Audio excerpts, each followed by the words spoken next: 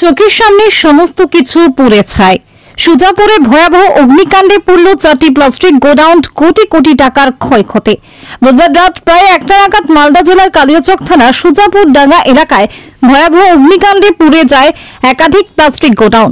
স্থানীয় সূত্রে জানা যায়, গভীর রাতে আগুন দেখতে পেয়ে বাসিন্দারা তৎক্ষণাৎ খবর দেন ইংরেজবাজার দমকল দপ্তরে। খবর পেয়ে ইংরেজবাজার থেকে 4টি দমকল ইঞ্জিন ঘটনাস্থলে পৌঁছায়। তবে আগুনের তীব্রতা এতটাই বেশি ছিল যে তা নিয়ন্ত্রণে আনতে সকাল পর্যন্ত সময় লেগে যায়। সুজাপুরে প্লাস্টিক রিসাইকেল শিল্প জেলার অন্যতম বড় কেন্দ্র।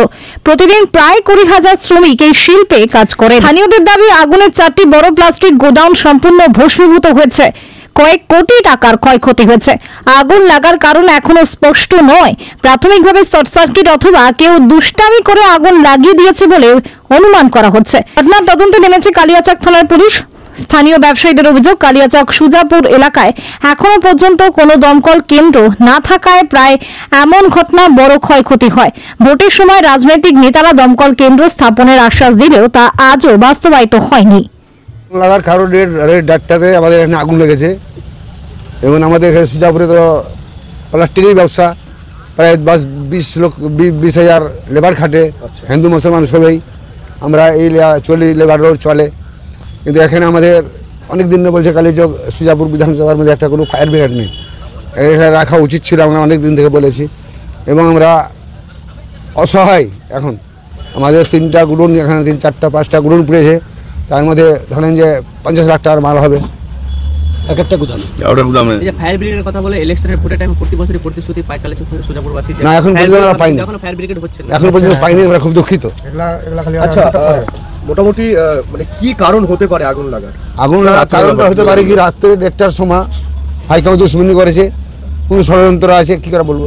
আচ্ছা, আর স্থানীয়দের যে অভিযোগ আর কি, যে বহু যারা এসছে এখন ঠিকভাবে কাজ করছে, আচ্ছা, কিন্তু কোনো ওইটাতে কন্ট্রোল করতে পারে না, আরও দরকার ছিল। আচ্ছা, 5-7টা হবে, 5-7খানা, হ্যাঁ 5-7খানা মিলিয়ে কত টাকার? কোটি টাকা হবে আন্দাজে ধরলাম। আমরা কি বলবো, আমরা দুঃখিত আছি। ডিএম প্রশাসন খবর নিয়েছেন, আপনারা বলছেন না বলছে বলতে পারবো না, আমরা খুব দুঃখিত আছি।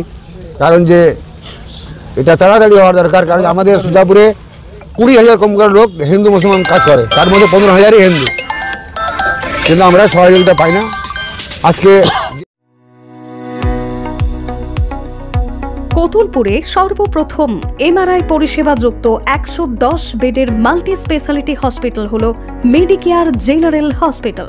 স্বাস্থ্যসাথী মান্যতাপ্রাপ্ত এই হসপিটালে রয়েছে AC, non AC cabin, modern OT, ICCU, NICU, micro surgery, dialysis বিভাগ, ব্রেন ও spine surgery, cancer surgery, lift সহ নানান পরিষেবা। এছাড়াও রয়েছে সিটি স্ক্যান পরিষেবা যুক্ত নিজস্ব ডায়াগনস্টিক সেন্টার, ডক্টর চেম্বার্স, ওষুধের দোকান সহ 24 ঘন্টা অ্যাম্বুলেন্স পরিষেবা। 24 ঘন্টা অ্যাক্সিডেন্ট এমার্জেন্সি, রোগীর সুচিকিৎসা, সুপরিষেবা এবং সুস্বাস্থ্যই হলো আমাদের মূল লক্ষ্য। ঠিকানা সরিষাদিঘি, কতুলপুর, বাঁকুড়া।